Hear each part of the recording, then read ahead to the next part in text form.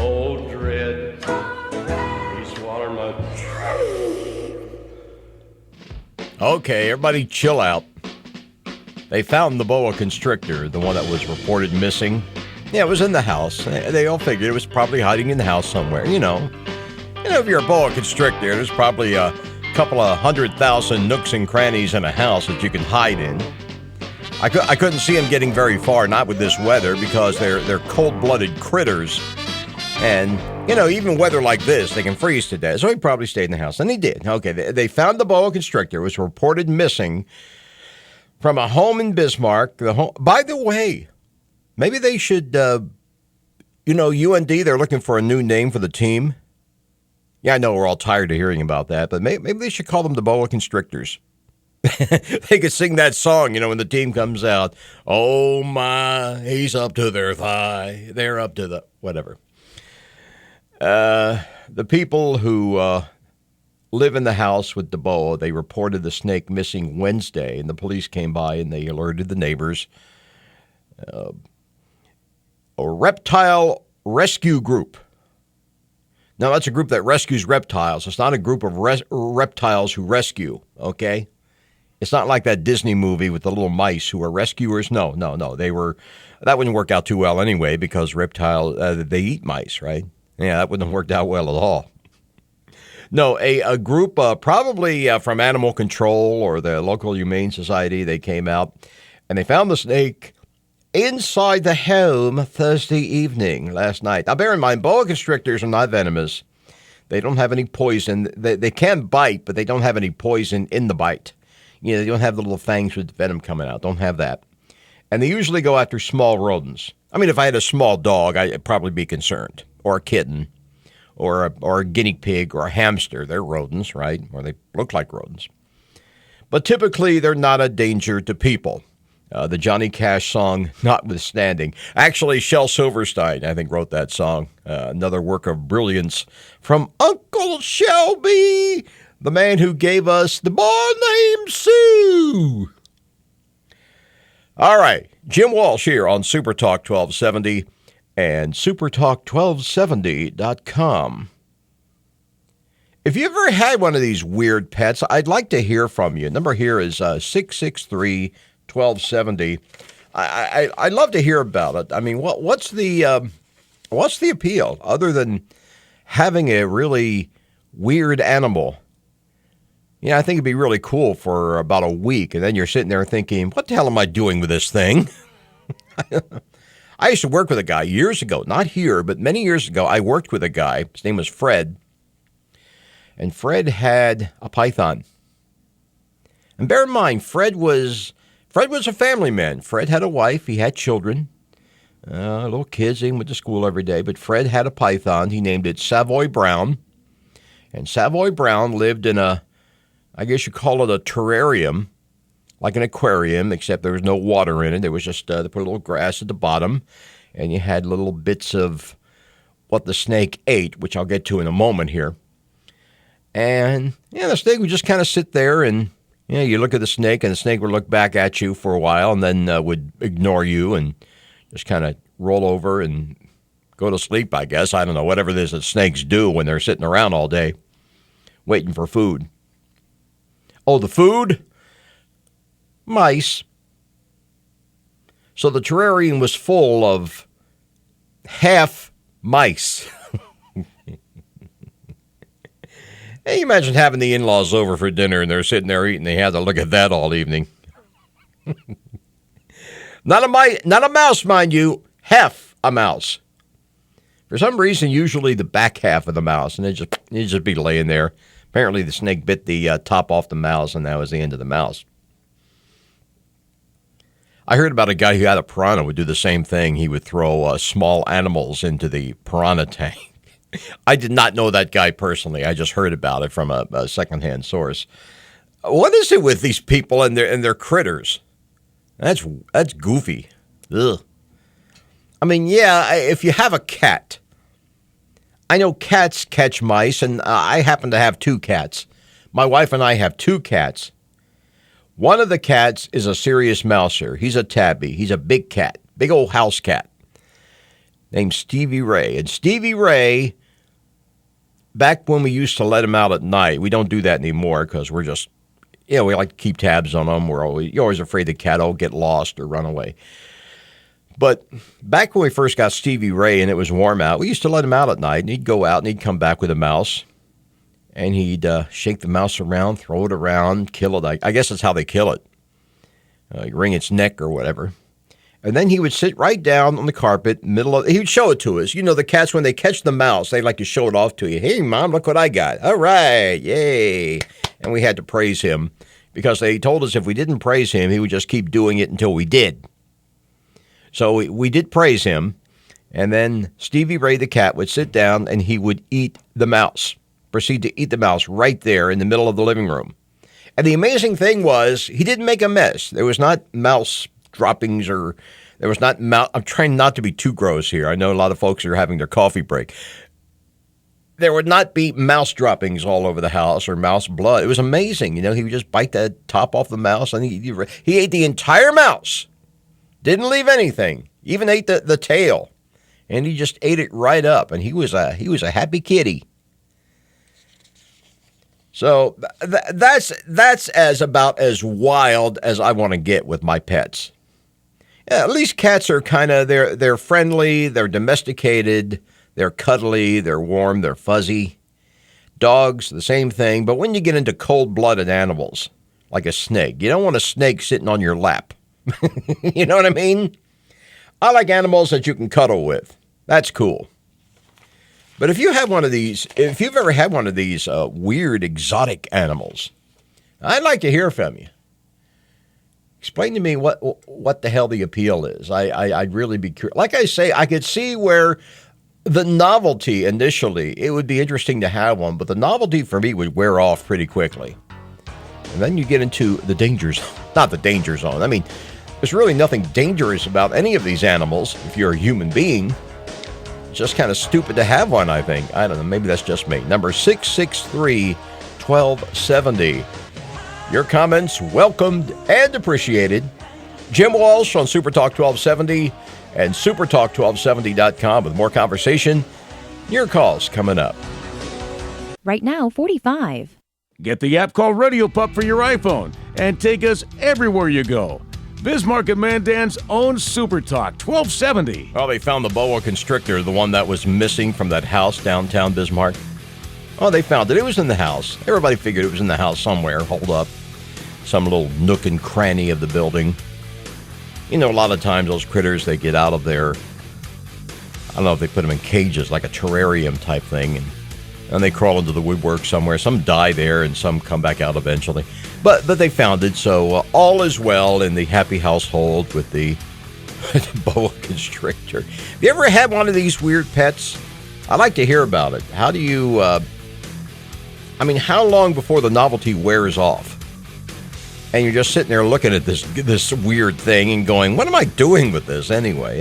That's my guess, is that somebody would get a pet like this, and after about a month, they'd be going, I don't need this thing around the house. It spooks the kids. The neighbors come in. They look weird at me. They're always afraid it's going to get loose and eat their cat or something, eat their dog. They have a small dog. Then you get rid of it. And that's not good for any. It's certainly not good for the animal. It's definitely, I don't know. Do you really need a pet like this? You tell me. Number here is 663-1270. Yeah, I had a neighbor once had a tarantula. That didn't last very long. I think he just got bored with it. Yeah, you get anything, you get used to it, then you get bored with it. It's human nature. And he had the tarantula. What do you feed a tarantula anyway? Is it like Hart's Mountain tarantula food? I don't know. 663-1270. Would love to hear from you about this. And speaking of weird animal names and monikers and whatever, I see they're finally about to get going on picking a new name at UND. Now, we've all been through this before ad nauseum. We all know the story behind the story, why they're no longer called the Fightin' Sioux. That ship has pretty much sailed. And I'm not going to sit here and debate the merits of the name or not. Because frankly, it's like I said, it's water under the bridge. It's done. It's over with. They've moved on. They're going to pick a new name, whether anybody likes it or not. But they finally put a task force together to select a new name. They met yesterday. They're meeting again today. Now, the task force will not actually pick the name. What they're going to do is they're going to recommend a process for picking the new name. Why don't they just pick a new name? No, they've got to recommend a process for picking a new name. Higher education is a bureaucracy. What can I say? And you know how bureaucracies can be. But yeah, they've got a task force, and they say they have to figure out the logistics for picking a new name. And they hope to have something, they're saying by the end of the year. Now, I'm not sure if they mean they hope to have a name by the end of the year or if they hope to have a process to pick the name by the end of the year. I honestly don't know. They just said we hope to have this whole thing resolved by the end of the year. Oh, well, here's what it says. Here's what it says here. I got this from the what I like to call the nearest thing we have to a real newspaper in this state, the Fargo Forum, or fargoforum.com to be exact. The article says the task force is scheduled to wrap up the selection process by the end of the year. Now, again, I don't know what that means. What do they mean by the selection process? Do they mean selecting the name or selecting the means of selecting the name or the means of selecting the means of who knows? Who knows? But I mentioned that just in case anybody's really interested in, you may be interested in talking about it. It's a very frustrating thing, especially if you're a fan of the UND football team or a fan of the college. If you're an alumnus, it's got to be. I got to tell you, the old Fight and Sue sports paraphernalia or memorabilia or whatever, the jackets and the hats, they're a hot item. People are buying those things up like crazy, just like they're buying up the Washington Redskins stuff for the same reason, because they know it's going to be a collector's item. It's a part of history in a sense. It's just an interesting story, and people think it's cool to have it. It's not because people are racist. They just understand that this is going to be, for all the reasons previously suggested, it's going to be it'll be a conversation piece. Oh, yeah, the Fighting Sioux. Didn't they change the name? Yeah, right. They changed the name, blah, blah, blah. Washington, the same kind of deal. Same deal. And, of course, the great thing about that is there's nothing anybody can do about it. They're selling it on not the black market, eBay, basically, is where they're buying and selling all this stuff. Oh, yeah, if I had all this stuff, I'd be selling it on eBay for top dollar. Hey, you want to buy a Fightin' Sioux jacket? It's a startup jacket, just like they used to wear at the football games at UND when they were still called the Fightin' Sioux. Yeah, I'll give you $1,500. I'll give it to you for $1,500. How's that? And this being America, there is some schlemiel out there who will actually pay the money for it, pay that money, and think he's getting a real bargain, Anyway, the head of public affairs at UND, Susan Walton, says the task force isn't charged with making a final recommendation about a potential nickname or logo, but they will be developing a process. The president of UND welcomes, it's Mr. Kelly, right? The president welcomes their recommendations of how we might go about doing this. Just pick a damn name. Let's get on with it, okay? Let's all just get on with our lives, please. Just anything. Pull something out of a hat. 6 7/8. There you go. Well, I'm just upset because they won't use my idea. My idea was we call them the UND Silly Nannies. Yes, it's a wonderful name. And we even have a song for the Silly Nannies. The Silly Nannies Fight Chant. You can imagine a cool, brisk Saturday afternoon in mid-fall, and everybody's getting all revved up for the big game, and the Silly Nannies come running out, and here's what you hear. Here's what gets everybody all primed for the game. If you marry me, I'll wait for you and wait for you. If you marry me, Oh. I'll serve for you and bake for you. If you marry me, all others I will sing for you. All this will I do if you marry me. All this will I do if you marry me. Go Silly Nannies. Yeah, I keep telling him, I keep sending him those emails, and they keep blocking me, and I keep finding new email addresses to send them to. I keep saying, you don't call them anything. Call them the silly nannies. Who could possibly object? Jeez. Yeah. So, in case you're just tuning in, we're talking about UND, the sports teams. They used to be known as Fight and Sue, and not anymore. And it's not even worth debating anymore because they've decided to move on.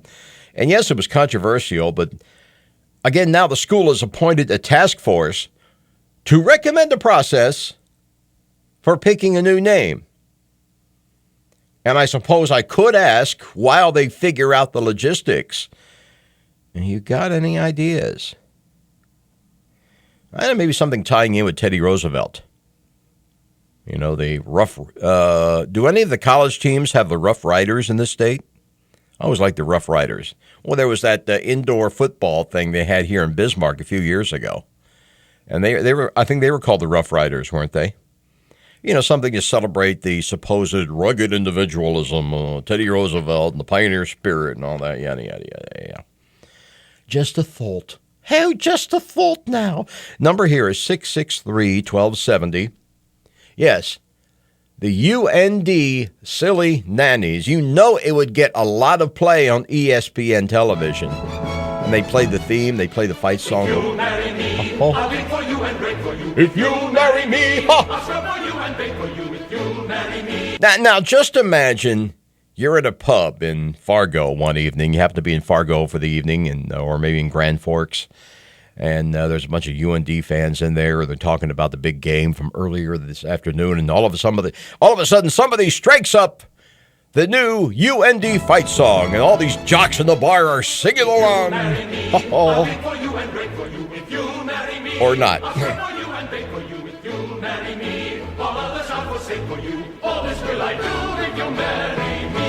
Now, and the Silly Nannies, of course, would need they'd need a mascot. I don't know, Mary Poppins. Is Mary Poppins available? Yeah. All right, 663-1270. Your comments also welcome on the website at supertalk1270.com. Some other things we're following, of course, the Ebola kerfuffle. I'm still not really all that concerned. Really. I mean, how many people so far have actually died from Ebola? The one guy, as a friend of mine put it so eloquently, he said the same number of people have died from Ebola in this country as died in Ted Kennedy's car. I'm not sure of the connection, but that's what he said. This guy kind of obsesses on those political things with the Kennedys or whatever. And also, I want to talk about let's see. I got a story here about sushi and about the green spicy stuff that you get along with the ginger and the soy sauce. And what do you call it? Wrong. That's not what it is. So we'll get to all that in just a few minutes here and get your calls at 663-1270. Always enjoy hearing from you. We have a lot of fun here, but it's even better when you weigh in with your opinion here at Supertalk 1270 and supertalk1270.com. I'm Jim Walsh. More conversation, your calls coming up. Right now, 45. You're never more than a few minutes from a weather update here on Super Talk 1270. Yeah, we're getting close to Halloween. Time to start breaking out the Halloween music. No, I will not play the Monster Mash today. Maybe a little closer to Halloween will do that. They're creepy and they're kooky, Woohoo! mysterious and spooky. Uh-huh. They're all together ooky, the Addams Family. Dig. Their house is a museum. When people come to see them, they really are a scream, the Addams Family. What happened to it? Oh, it just went away. All right. I hit the wrong button there, and it just kind of fritzed out on me there. That happens. That was my fault, though. Okay, let me try again here. It's Supertalk 1270 and supertalk1270.com. We are talking about the latest efforts. Now, how can I put this? They formed a committee, a task force, if you will, at UND not to come up with a new nickname, mind you. What the task force is going to do is they're going to come up with a means of selecting the new name. And they hope to have that in place by the end of the year. Not the new name. They hope to have the means of selecting the new name. Why don't they just select a name? Who cares? Just pick a halfway appropriate name and let's all get on with our lives. That's all I'm saying.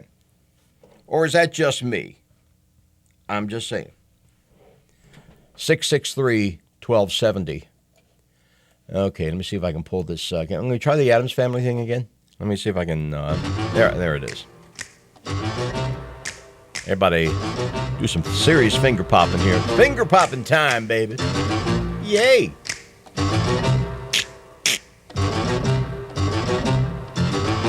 Everybody sing along. They're creepy and they're kooky, Mysterious and spooky. They're all together ooky. The Addams Family. Dig it. Their house is a museum. When cats people fall by come to see 'em, they really are a scream. The Addams Family. Neat. Sweet. Now we'll sing it the way Sinatra would sing it. Reet petite. So get a witch's shawl on, a broomstick you can crawl on. We're gonna pay a call on the Addams Family. Oh, yeah. All right. Let's move on here. Talk a little bit about one of the measures that's going to be up for your vote on Election Day. Measure 8. Now, I'm still trying to figure out most of these measures and what they're going to do and what they're going to stand for. I've got my mind made up on a couple of them. And Measure 8 is one on which I know how I want to vote. I know how I want it to go. I'm all in favor of Measure 8. I like the idea of starting school after Labor Day. Now, the deal is, if the measure is approved, if more people vote yes, then all the public school classes in the state would begin after Labor Day. I think that's a good idea. Let me give out the number here. It's 663-1270.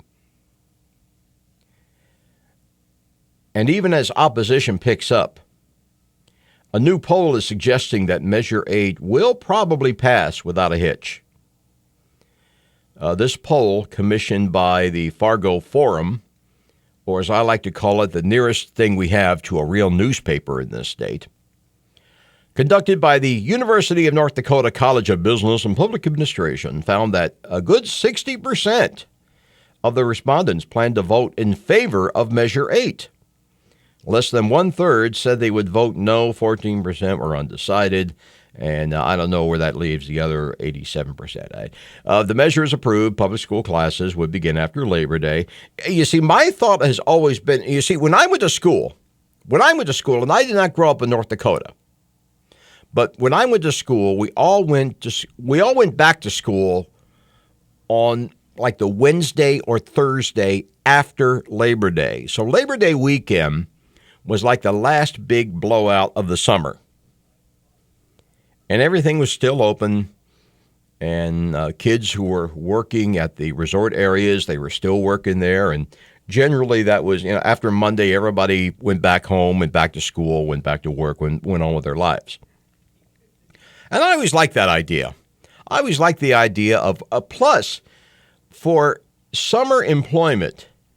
I think it works a lot better that way because, again, Labor Day, it's a big weekend. Whether the kids are back in school or not, it's a big weekend. But what has been happening is, in a lot of cases, a lot of these kids who are working the summer jobs, they have to go back to school before Labor Day weekend. And a lot of the businesses, which would do really well on Labor Day, they can't open, or they're open on a limited basis because all the help is gone, because the kids went back to school. So for that reason also, but the main reason to me, I know it's just a feel-good thing, but I like the idea that you've got that one last weekend together, the whole family, the last big blowout, the last big weekend of summer, and then everybody goes back and goes back to school, whatever. It just works for me in my mind, which is why I would be in favor of Measure 8. Number here is 663-1270. Poll results show Measure 8 one of the most clearly decided among all the measures on the ballot this year. A couple of the other measures are pretty clean-cut in how they're going to go. And we may talk about those in future installments of the program. Something we will do, and we've already started doing, is talking in a little bit more detail about the various measures on the website. We had an article about, I think it was Measure 1. We talked about that on the website earlier this week. And we're going to cover all the other measures. We've got 2.5 weeks now before the election. Actually, Halloween is, I think, 2 weeks from tonight. And the following Tuesday is Election Day, right? So we've got a good 2.5 weeks to get some information out for you about these measures, because we really want to help you. You know, there's nothing worse than going into the polls if you're going to vote. And by the way, if you're not going to vote, I don't have a problem with that. I'm not one of these self-righteous goofballs who says, well, if you don't vote, you have no right to... I don't go for that crap. If you know, whether you want to vote is your right. It's your privilege as an American. I have no problem with it. None whatsoever. But if you are going to vote, you should at least know what you want before you get there. Which is why between now and then, keep an eye open on the website. And I will be posting some more useful articles about the various measures and what exactly they mean. Number here is 663-1270. Good morning. You're on Super Talk 1270. Go ahead. Good morning. I was just wondering how you were going to vote on Measure 6. Measure 6. Refresh my memory on that one. Shared parenting. I'm sorry? Shared parenting. Shared parenting. That is one I'm going to have to really research, because I like the idea of fathers getting more of a say in the custody issue. However, tell me again, do you know the exact wording of it? Because I remember when I read that one, I remember there's something in the exact wording. Generally, I will say this, as a guy, as a divorced man, I'm on my second marriage. I'm not a father, though. I'm a stepfather. But I know a lot of guys who have really gotten a raw deal from their divorces, because, you know, the default position in divorce when you're talking about custody tends to be to give everything to the mother. It always has been. And I'm not convinced that's necessarily the right thing to do, not by any means. I've seen a lot of guys get a raw deal out of that. That's true. That's true. I'm very fortunate, very lucky. My ex-wife and I, we get along very well. We went in 3 years ago, and we were battling over custody and this and that, and we looked at each other, and it's like, this is stupid. Yeah. And then so we went to mediation, and we walked in there hand in hand, and the mediator goes, you guys are unique. You guys are so awesome. I just wish everybody that walked through this door could be like you guys. I'll bet your lawyers were not happy with you. Well, you know, and I get them 1 week on, 1 week off, and she gets 1 week on, 1 week off, you know, and the kids love it. We watched my nephews with my brother. He only got his son 1 weekend out of the month, which is a raw deal, and he's a very good father. And my kids, even they told my ex-wife, they said, we want to be with Dad too, you know. Yeah, well, my hat's off to you and to your ex-wife for doing that. Of course, you realize, like you say, you are the exception. Most of the time, it doesn't work out that clear cut. Most of the time, it just, unfortunately, and you're right, the dads get a raw deal, in my opinion. And even today is her birthday, and we're going to go over there and have birthday cake and spend the evening with her. Yeah. Isn't that awesome? It is? Well, good for you, buddy. Thank you for calling. That's a great story. I appreciate that. Have a good day. Thank you. Take care. That's a great story. I love stories like that. But again, like he says, that's more the exception than the rule. The rule tends to be, especially when you get the lawyers involved, because you know good and well the lawyers, neither lawyer was probably happy with either of them because of the way that turned out. Because you know how the lawyers can be. I don't have to tell you that, whether you've been through that procedure or not. But again, I'm always concerned about the wording. You know, there's a lot of feel-good legislation out there that, however well-intended it may be, it may make for bad law, blah, blah, blah, blah, blah. a lot of times that happened a few years ago remember when the whole Megan's Law thing was really popular and every state had to vote for a law requiring child offenders to do this, that, or the other. And I remember thinking at the time, a lot of this is just so much feel-good legislation. It's going to get rammed through because of the political power behind it, because the politicians in charge, they're going to invoke images of helpless little children, and they're going to name the laws after the little children. But does that mean it's a good law, that it's going to do what it says it does? Not necessarily. Not necessarily. I'm just saying you got to think these things out beyond the actual intention of the law. You need to think about what the law will really accomplish in the real world. And the laws don't necessarily work the way they're supposed to. You got to take that into consideration. That's all I'm saying. Number here, 663-1270, Jim Walsh on Super Talk 1270 with more conversation and more of your calls coming up. Don't be scared. Oh, be scared. Be scared. Be afraid. Be very afraid. Right now, 45. Get the traffic and weather information you need anytime on Super Talk 1270 and online at supertalk1270.com. Okay, another pre-Halloween ditty for you. We're not going to overdo this. We're not going to beat it into the ground, but hey, a couple of these songs are kind of cool, like this one. Screamin' Jay Hawkins. I met him once. Because you're mine. Weird. Nice guy, but weird dude. Oh, man.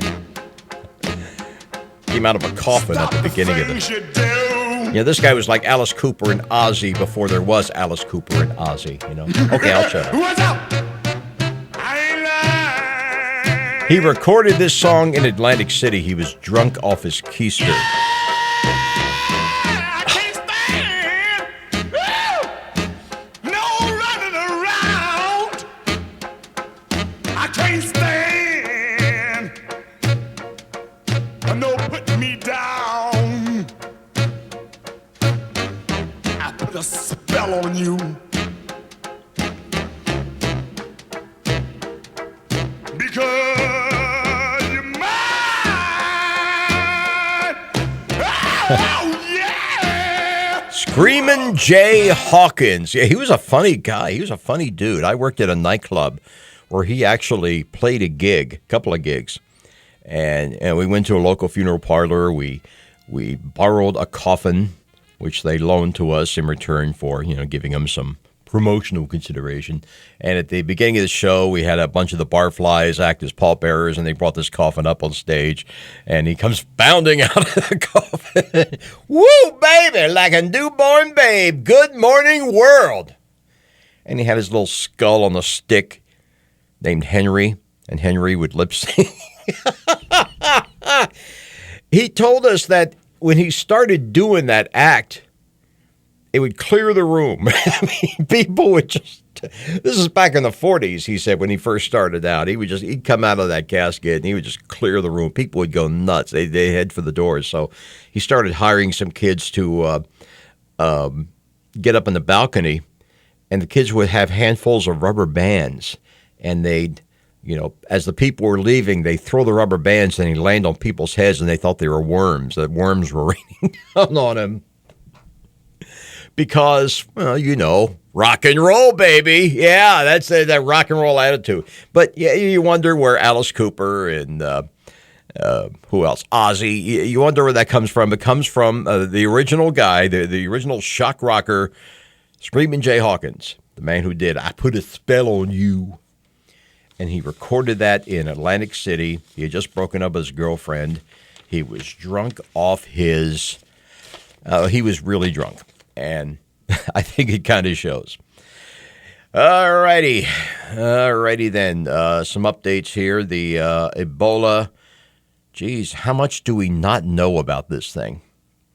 New study from Drexel University, that's in Pennsylvania, suggests that the commonly assumed incubation period for the disease is sometimes longer than we've been told, meaning the 21-day quarantine may not be long enough.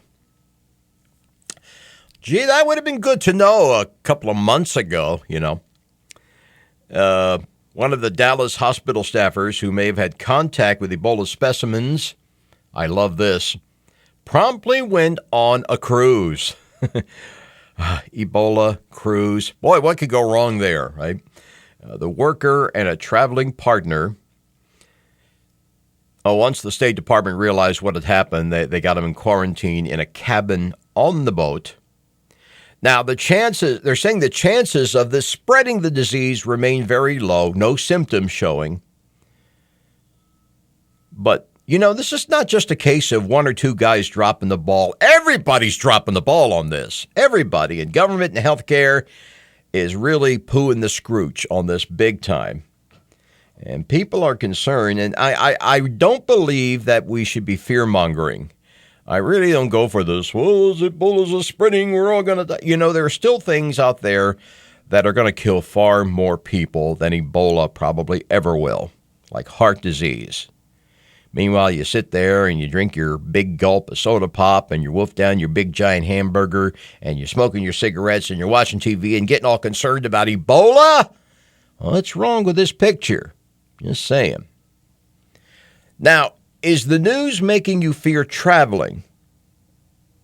Good question. Are you ready to abandon flying? Maybe you're going to cancel the Thanksgiving trip to see your folks because of Ebola. Even though they tell you you're probably not going to get it that way. Well, some people are freaking. And it seems to be all based, guess what, on what the media is pushing. Lovely. All right. Can we talk about something not Ebola related? Yes, we can, and we will. You're welcome. From the Everything You Know Is Wrong department, let's talk about sushi and the stuff you put on sushi, or some people put it on Chinese food. Some people put it on egg rolls, for example. I'm talking about the green, spicy stuff. You go into one of the local Asian restaurants like the Hong Kong or whatever. It's a great place. My wife and I were there the other night. My wife had her birthday party last Saturday night at the Hong Kong. It was great. They did a great job. My wife loved it. She loves Chinese. She loves Asian food in general. Chinese, Japanese. I realize it's not the same thing. She loves sushi. I can't look at this stuff, but she loves that stuff. Me, I'm more of a Tex-Mex kind of guy.